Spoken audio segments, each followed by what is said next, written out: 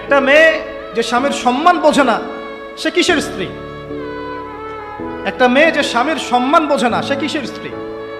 আর সবার একটাই সমস্যা, আমার স্বামী ভালো না, আমার স্বামী ভালো। তার ধারণা যে তার স্বামী ভালো না, বাকিদের সবার স্বামী ভালো। নবী সাল্লাল্লাহু আলাইহি ওয়াসাল্লামের সামনে যখন কোনো মেয়ে এভাবে র্যান্ডমলি স্বামীর নামে অপবাদ দিত, মিথ্যাচার করত বা অভিযোগ আরোপ করত, আল্লাহ নবী সাল্লাল্লাহু আলাইহি ওয়াসাল্লাম রাগ হতেন।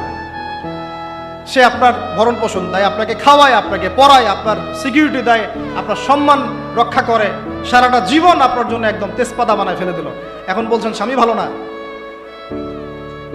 মেয়েদের দিনদার মেয়েদের মধ্যে যে পরিমাণ স্বামীর প্রতি অশ্রদ্ধা, অসম্মান আর কটুবাক্য, সম্মানহানি, গায়রতের খেলাফ কাজ করার যা দৃষ্টান্ত আমাদের সামনে আছে, আর বেদিনদের ব্যাপারে বলার তো আমার ভাষাই নাই। মনে করবেন না যে কেউ মাদ্রাসায় পড়লেই একদম দুধে দেওয়া তুলসী পাতা হয়ে যায়, না, ভুল ধারণা আপনার, কখনো নয়। আমরা নিজেরা নিজেদের চরিত্র পবিত্র রাখবো, ইনশাল্লাহ আল্লাহর কাছে পবিত্র মেয়ে চেয়ে নিব।